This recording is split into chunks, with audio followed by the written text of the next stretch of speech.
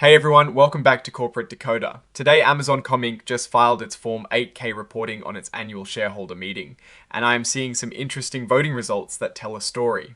Quick note, this is not financial advice, just my take on public filings for educational purposes. We will dive into how shareholders voted on key issues and what that might mean for the company's direction. Alright, let's break down this filing from Amazon Incorporated. This is a current report filed to let everyone know about significant events. In this case, the big news is the outcome of their annual meeting of shareholders held on May 2026. This date is important because it marks the day the votes happened, and we are now seeing the official results. The company Amazon Incorporated held its meeting where shareholders get to voice their opinions on important company matters by voting. Amazon Inc. is incorporated in Delaware, which is pretty standard for many large US companies. This section lists the things traded on the stock market that are registered with the SEC.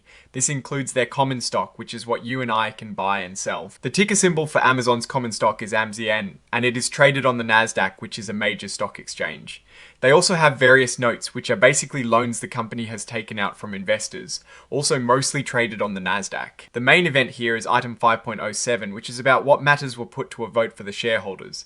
This is where we see if the shareholders are on the same page as the company's management, or if there are some disagreements. Let's look at the election of directors. These are the people who will be in charge of guiding the company. It seems like the shareholders have given strong approval to most of the nominated directors. For example, Andrew R. Jassy received over 7.8 billion votes in favour, with only about 65 million against. That is a massive show of confidence. Similarly, Brad D. Smith got an overwhelming majority with over 7.8 billion for votes.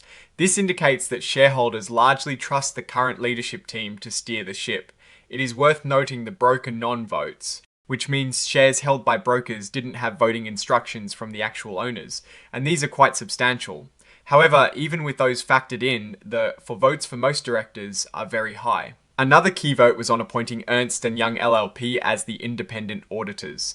This is important because auditors are like the referees of financial reporting, making sure the company's books are accurate here. Shareholders overwhelmingly ratified this appointment, with over 8.4 billion for votes compared to about 522 million against.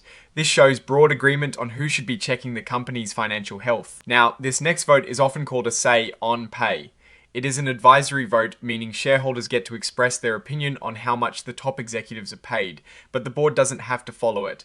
In Amazon's case, this vote also passed with a strong majority. Over 7.3 billion for votes show that shareholders are generally okay with the compensation packages for the top brass. However, not all proposals received shareholder backing.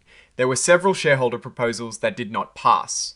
For instance, a proposal asking for a report on charitable partnerships was voted down by a large margin, with only about 72 million for votes compared to nearly 7.7 billion against. This suggests that shareholders are not prioritizing this type of disclosure at this time. Similarly, a proposal about reporting the impact of data centers on climate commitments also failed to gain traction. It received about 1.4 billion for votes versus almost 6.4 billion against. This signals that while climate is a concern, shareholders likely feel that current reporting or initiatives are sufficient, or perhaps they prioritize other areas. Another climate-related proposal asking for a report on the impact of climate commitments also did not pass with only about 95 million for votes. A proposal for a mandatory independent board chair policy also didn't get enough support, receiving about 1.1 billion for votes against over 6.7 billion against. This indicates shareholders are comfortable with the current structure where the chair and CEO roles might be combined, or they simply did not see a compelling need for this specific change. And then we have a proposal regarding a worker-oriented AI advisory council. This one saw a truly overwhelming against vote with less than 50,000 for votes compared to nearly 7.9 billion against. This is a clear message from shareholders that they are not interested in establishing such a council at this time. Overall, this filing shows that Amazon's shareholders are very supportive of the current board of directors and executive compensation structure. They are largely voting in line with management's recommendations on most of these key issues. The failed proposals suggest that while shareholders are engaged, they are selective about the changes they endorse, and the company appears to be largely on the path that management wants. The form is signed by Susan K. Jong, who is the Vice President and Secretary of Amazon Incorporated.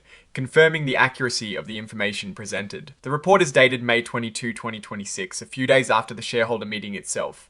The risk I'm watching is how these shareholder decisions might influence future strategic decisions, especially around environmental and social proposals.